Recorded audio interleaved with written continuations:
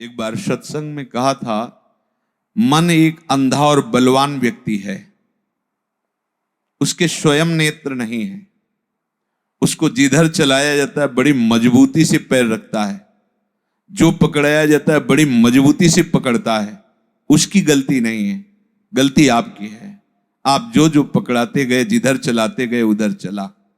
अब आपको ही छोड़वाना है, क्योंकि उसकी पकड़ बड़ी मजबूत है, इसलिए अब आपको परेशानी पड़ेगी उसको मोड़ने में, उसकी पकड़ी हुई हर वस्तु को त्यागने में, उसकी मानी हुई मान्यता को त्यागने में। वो स्वयं में समर्थ ऐसा नहीं कि मुझे क्या करना है क्या नहीं करना ऐसा निर्णय कर सके। इसीलिए भगवान ने बुद्धि दी है। बुद्धि के द्वारा निर्णय करो। हमारे जीवन का लक्ष्य भगवत प्राप्ति है और उसके लिए हम सर्वस्व त्याग के लिए तैयार हैं। अब हमें अपने मन को मोड़ना है, प्रभु की तरफ मोड़ना है। सहज नहीं मुड़ जाएगा, बड़ी मेहनत लगेगी, अर्थात काफी समय तक युद्ध करना पड़ेगा इससे।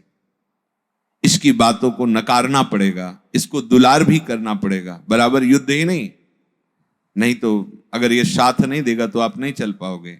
इसे दुलार, कहीं कहीं इसे दुलार करना है। शास्त्र सम्मत बात हो तो इसका आदर भी करो, अगर शास्त्र विरुद्ध बात हो तो इसका निरादर करो। शांतिमय आनंद की प्राप्ति के लिए प्रभु की कृपा पर विश्वास करके बैठ जाओ।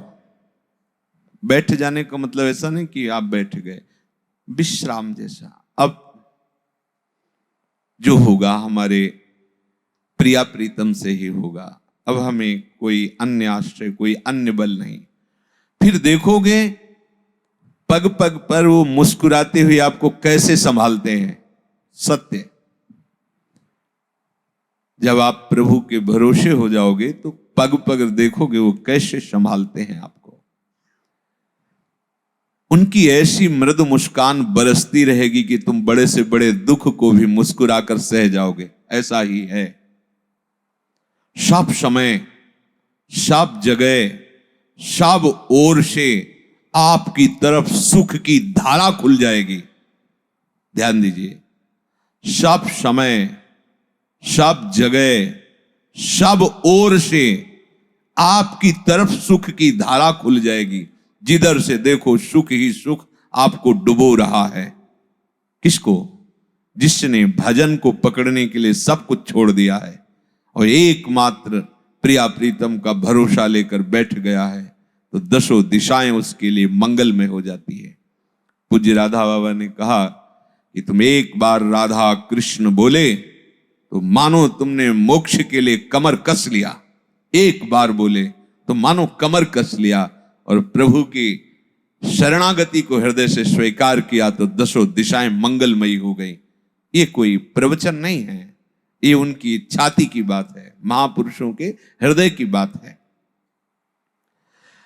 जो ध्यान देना, इस मार्ग में आकर जगत के लोगों को बताना चाहता है कि मैं बहुत बड़ा भगत हूं और अपने को पुजवाना चाहता है, अपना परिचय सबको प्राप्त कराना चाहता है कि मैं बहुत बड़ा भजनानंदी, तपस्वी, त्यागी, सिद्ध, साधक, जो भी, ऐसी चेष्टा तुमसे भूल कर भी ना हो।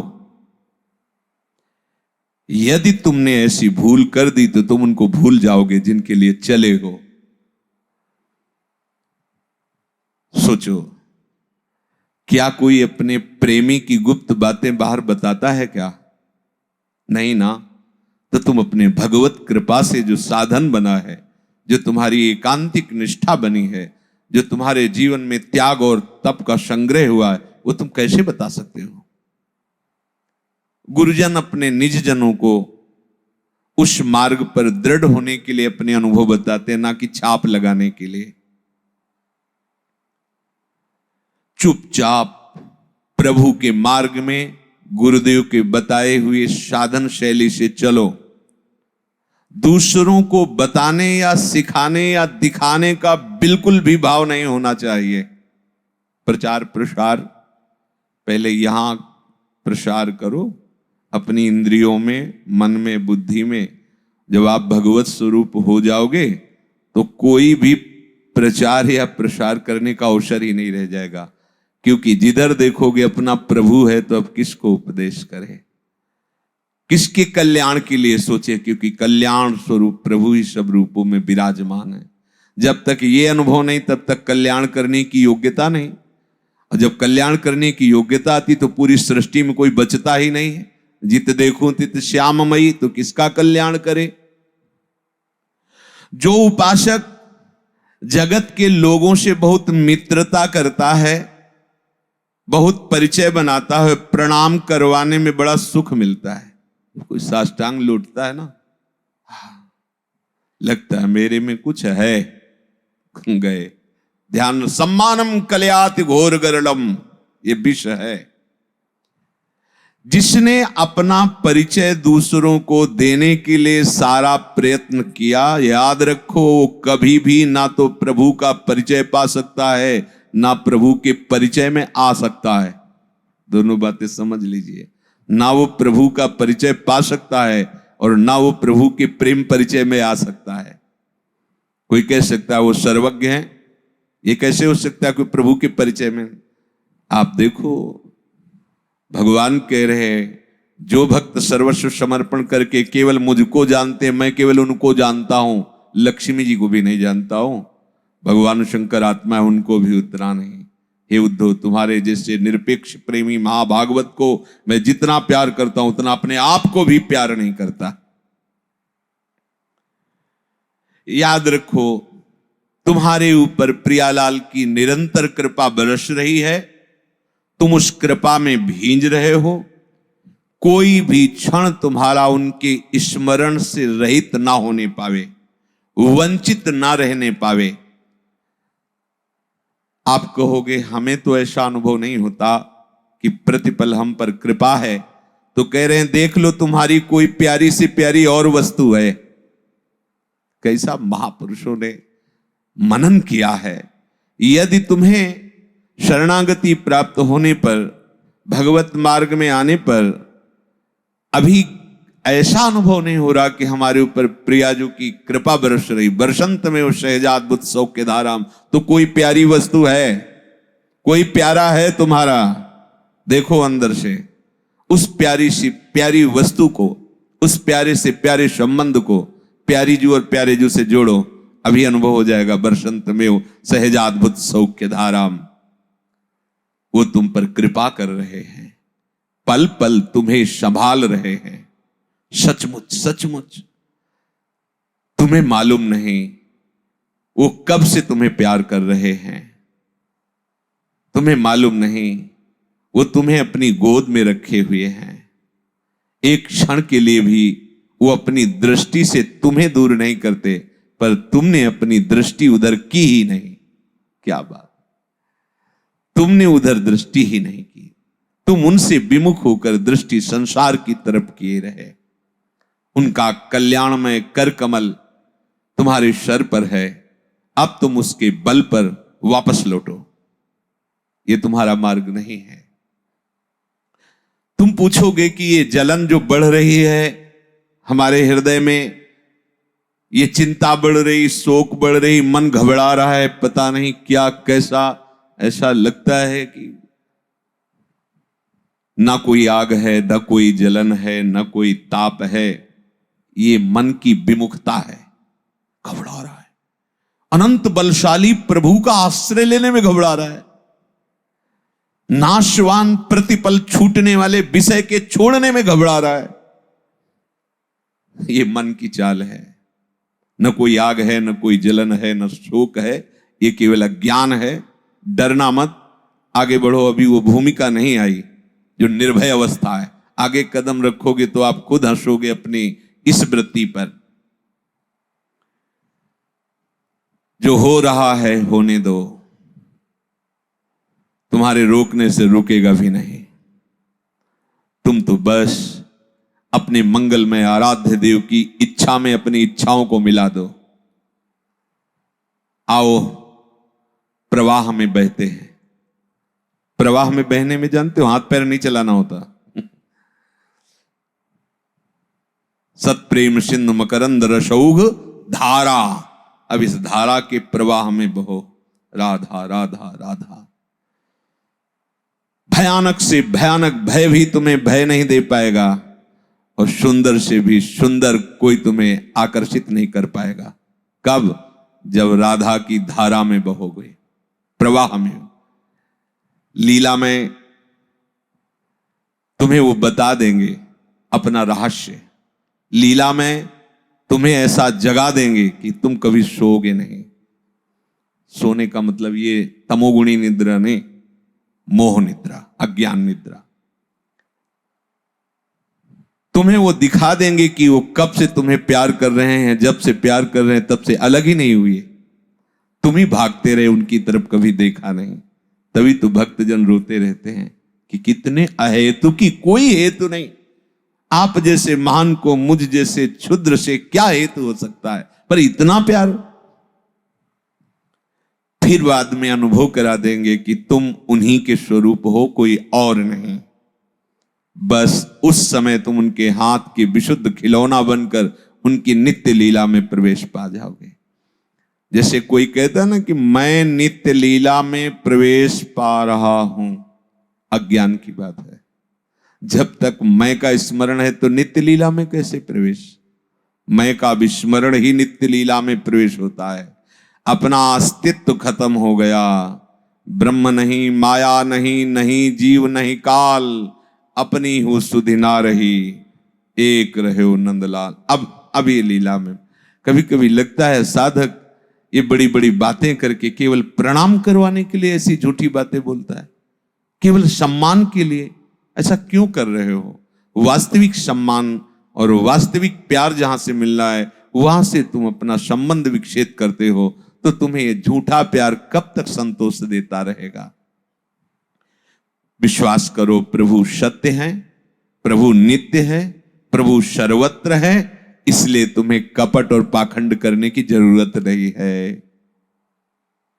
कैसे महापुरुष जन प्यार से समझा रहे, वो सत्य है, वो नित्य है, वो सर्वत्र है, इसलिए तुम्हें पाखंड करने की जरूरत नहीं है, नाटक करने की जरूरत नहीं है। प्रभु तुम्हें बहुत प्यार करते हैं और वो बहुत सर्वशक्तिमान है। अब तुम्हें जितनी शक्ति उन्होंने दी है, बस सारी शक्ति लगा करके उनके भजन में समय व्यतीत करो, विषय चिंतन ना होने पावे। पीछे प्रसंग में चर्चा चल रही थी कि विषय भोग क्रिया नहीं हुई, केवल विषय चिंतन हुआ, उसी से सर्वनाश हो जाता है। अब जो बात कह रहे हैं वो विशेष साधकों के लिए, क्योंकि साधारण जन इसे नहीं समझ पाएंगे। इसमें कह रहे हैं कि विषयों को भोगता हुआ वो हृदय की निर्मलता को प्राप्त होता है। विषय ना भोगता हुआ विषय का चिंतन करते हुए वो सर्वनाश को प्राप्त होता है। यहां कह रहे हैं विषय का चिंतन नहीं, बिल्कुल चिंतन नहीं। चिंतन प्रभु का हो रहा है, क्योंकि उसने अपनी बुद्धि प्रभु में प्रतिष्ठित कर दी। ना किसी भोग से राग है, ना किसी भोग से द्वेष है, ना कोई इच्छा है। जब इच्छा ही नहीं तो त्याग क्या? अब भगवत विधान से जो उसके सामने आता है, उस भोग को वो भगवत प्रसाद रूप भोगता है। प्रतिपल उसका अंतःकरण निर्मल होता चला जाता है। ये आश्चर्य की बात है। ये स्वयं भगवान कह रहे राग द्वेष वियुक्तैस्तु विषयानिन्द्रियैश्चरन् आत्मवश्यैर्विधेयात्मा प्रसादमधिगच्छति प्रसादे सर्वदुःखानां हानिरस्योपजायते प्रसन्न चेतसो ह्रासु बुद्धि पर्यवतिष्ठते। श्री भगवान कह रहे हैं ये जो अभी हम पहले बोले वो इसी की पुष्टता के लिए बोले। यदि तुम्हारी ऐसी धारणा है, जैसा अभी प्रथम में आपने भगवत कृपा शब्दों को सुना, हमारी बुद्धि केवल प्रभु में है, और उसको हम सरल भाव से बता रहे हैं। अब हमें वही भोग भोगने हैं जो हम अपनी प्रियाजू को अर्पित कर सके। अपने भोग भोगता नहीं है, भोग भोगता प्रियालाल है, अपने प्रसाद भोगता है। बस सरलता से समझ लो। अगर उसको प्रवीणता से बताएंगे तो अपने वृंदावन वासी हैं, कम समझ में आएगी, क्योंकि इसके समझने के लिए बनारस की बुद्धि चाहिए। ये जो श्लोक है इसके समझने के लिए वेदांत बुद्धि चाहिए, बहुत प्रवीण बुद्धि। तो भक्तों की भोरी बुद्धि होती है, उनके भोलेपन में ही सारा ज्ञान छुपा होता है। अब अपने को इसको भक्ति स्वरूप में लेना है। राग द्वेष वियुक्तस्तु, प्रभु कह रहे हैं कि यदि किसी भी विषय में राग है या द्वेष है, राग का मतलब समझते हैं प्रियता, दोष का मतलब समझते हैं अप्रियता, अनुकूलता, प्रतिकूलता, सुखद दुखद, यह है राग द्वेष। जिस व्यक्ति से अनुकूलता, प्रियता, सुख की संभावना होती है वहां राग हो जाता है। ऐसे वस्तु, व्यक्ति, स्थान से, और जहां राग होता है वहां द्वेष जरूर होता है, जरूर होता है। ऐसा नहीं कि आप केवल राग का ही, क्योंकि कुछ वस्तुएं अनुकूल होंगी तो कुछ प्रतिकूल होंगी। हो सकता है वही वस्तु कुछ समय बाद प्रतिकूल लगने लगे तो उसी से द्वेष हो जाए। हो सकता है वही व्यक्ति जो आज राग का कारण बना कल द्वेष का कारण बन जाए। अगर राग द्वेष युक्त बुद्धि है और वो विषयों का चिंतन मात्र करती है तो प्रभु कहते हैं कि उसका उत्थान नहीं होता, पतन हो जाता है, प्रणश्यति, नाश हो जाता है। यहां कह रहे हैं कि जिसकी बुद्धि प्रभु में स्थित है, कैरुआ भाव रहस्य पारगमती श्री राधिका प्रेयसा, लाडली जू के प्राण प्यारे प्रीतम और प्रीतम की प्राण प्यारी लाडली जू, इन दोनों के प्रेम रहस्य में जिसकी बुद्धि स्थित है वो विषयान ग्रहणंत मुंचंत हुआ, वो विषय भोग करे या उसका त्याग कर दे, वो बहिर्मुख पुरुषों का संग करे या ना करे, उस शास्त्र के अनुसार कार्य करे या ना करे। क्यों? क्योंकि जो दंड मिलता है या पुरस्कार मिलता है वो बुद्धि जब अहम धर्म से युक्त होकर कार्य करती, मैंने ये भोगा, मैंने ये किया, अब अवश्य में भोक्तव्यम कृतम कर। अब बुद्धि तो लगी प्रभु में, प्रभु के चिंतन में। अब उसके शरीर को जो भी भगवत प्रसाद रूप प्राप्त, उसके हृदय को पवित्र करने वाला होता, मलिन करने वाला नहीं होता। यहां कहा कि बुद्धि का प्रभु में स्थित हो जाने से वो कर्म करते हुए भी बंधेगा नहीं, विषय भोगते हुए भी वो पतित नहीं होगा। ये बहुत आंतरिक रहस्य की बातें हैं जिनको बहुत संभाल करके भक्ति परक बता रहे हैं। तो जो ज्ञान परक है वो इसका थोड़ा सा अलग स्वरूप है। जब मार्ग ही नहीं चलना तो उसकी चर्चा क्या करें। वो मार्ग हमें जो चलना है उसको समझिए। बहुत ही सुंदर बात है, बहुत सुंदर बात है। वशीभूत अंतःकरण वाले उपासक का राग द्वेष रहित अपने वश में की हुई इंद्रियों का विषय का सेवन करता हुआ वो हृदय की निर्मलता को प्राप्त होता है। बड़ी बात, ये बड़ा गुप्त बात है। संपूर्ण दुखों का नाश करने वाला बन जाता है, हृदय शुद्ध हो जाता है। उपासक की बुद्धि निसंदेह परमात्मा में स्थित हो जाती, भोग भोगते हुए भी, यद्यपि वो भोगता नहीं है। यहां तो अंतःकरण को वश में करने वाला शब्द है। मन हमारा प्रभु के चरणों में, बुद्धि प्रभु के निश्चय में, चित्त प्रभु के लीला गुण नाम चिंतन में, अहम दासत्व में। अब फर्क नहीं पड़ने वाला। अब जो होगा वो महामोद मंगल में होगा। इसके अंतःकरण में इच्छा नहीं है। ध्यान कीजिए, बंधन का कारण चाह है, इच्छा है। इच्छा नहीं अंतःकरण, क्योंकि वो हर समय प्रभु का चिंतन करता है। अब संयोग वशात अनुकूल या प्रतिकूल कोई भी परिस्थिति, व्यक्ति, वस्तु, स्थान आता है वो आराम से उसमें विचरण कर रहा है, बाहर से दिखता है, लेकिन अंदर से वो प्रभु के चिंतन में। अब कोई फर्क नहीं पड़ने वाला। जैसे पीछे एक बार भगवान रास में विलंब से, नित्य रास जो गोपी जनों का होता था, गोपी जनों के मध्य, ये नवनिवृत्त निकुंज का नहीं, तो विलंब से आए तो उन्होंने, प्रीतम बहुत विलंब हो गया आज, वह यमुना के पल्ली पार गुरुजी पधारे हैं, उनके दर्शन, तो आपके गुरुजी, तो हम भी प्रणाम करके आते। बोले ऐसे नहीं जाया जाता, गुरुजनों के पास कुछ लेके जाया जाता है। बोले कुछ विलंब तो लगेगा, समय हो जाएगा, पर हम सब तो मिल करके सुंदर सुंदर पुआ, खीर और अच्छे अच्छे पदार्थ बनाए, चलने लगी। तो उन्होंने कहा, प्रीतम यमुना जी बहुत बाढ़ी है, उनका जाके यमुना जी से कह देना कि यदि श्री कृष्ण अखंड बाल ब्रह्मचारी हैं तो मार्ग दे दीजिए। गई, पर यह बात सुनकर उनको हंसी आई। जो ही कहा तो यमुना जी ने मार्ग दे दिया, ऐसे ही थल की तरह वो जल में निकल गई। गई तो महर्षि दुर्वासा जी बड़े महामहिम हैं, प्रणाम किया, कहा भगवान भोग लाई है, मुंह बगाड़ दे, कोई पुआ कोई खीर, मतलब पहाड़ जैसा पूरी ब्रज गोपियां सब, और बड़ी भावुक। ये ब्रज क्षेत्र भाव क्षेत्र है, बड़ा भाव है ब्रज में, बड़ा भाव। धीरे धीरे हमारी मलिन बुद्धि हो जाती है, इसलिए उनके भावों को हम समझ नहीं पाते।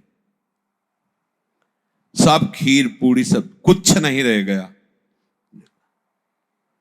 प्रणाम किया, कहा ब्राह्मण हमें लगता है पूरे युग युग का भूखा रहा होगा, इतना भी प्रसाद नहीं छोड़ा सब पाए।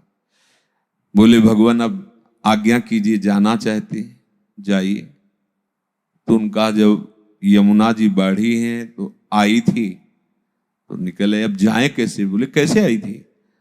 प्रभु ने कहा था कह देना कि श्री कृष्ण अखंड बाल ब्रह्मचारी हो तो मार्ग दे दो। तो यमुना जी ने मार्ग, तो बोले बोल देना यमुना जी से कि यदि दुर्वासा जीवन में अपनी रसेंद्री में दूब के रस के सिवा कुछ रखा ना हो तो मार्ग दे दो। इतनी जोर से लोटपोट हो गई गोपिया कि जैसे गुरु झूठे वैसे ही चेला झूठे। मनो लडुआ पूड़ी हलवा सब खा गए। कह रहे कह देना यमुना जी से अपनी जबान में यदि दूब के रस के सिवा आज तक कुछ रखा ना हो। गए यमुना जी ने मार्ग दे। आश्चर्य हुआ कि यमुना जी तो सत्य वचन ही स्वीकार करती है। प्रभु के पास गए, प्रभु ने कहा आपने पवाया, दुर्वासा जी ने लेके तो कुछ नहीं पाया।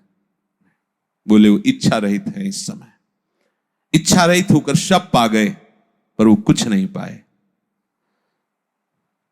बोले आपके विषय में भी जानना चाहती है कि आप, क्योंकि ब्रह्मचर्य में ये सब हंसना खेलना, ये सब लीला व्यवहार, तो उनका मेरे सिवा कोई है ही नहीं, इसलिए मैं सदैव अखंड हूं, इसलिए अखंडानंद कहते हैं। मेरे सिवा कोई है नहीं और मैं कभी किसी शरीर से नहीं खेलता, आत्मानंद में, आत्म स्वरूप में। ये जितनी गोपीजन प्रभु के पास है शरीरधारी नहीं है, ये सब आत्मस्वरूप है, आत्मस्वरूप। जब कुछ ब्रजवासियों ने उनको रोका तो जो चली थी उनसे पहले वो श्री कृष्ण के पास थी, तो शरीर तो वही आत्मस्वरूप। ये जितने भी भाव देह हैं ये आत्मस्वरूप है, ये पांच भौतिक नहीं है, ये आत्मस्वरूप। और आत्मस्वरूप में कहीं मलिन विकार की कोई गुंजाइश ही नहीं होती। तो भगवान का जो विलास है, जो लीला विलास है, वो स्वयं में स्वयं से है, दूसरा कोई है ही नहीं, स्वयं से स्वयं में।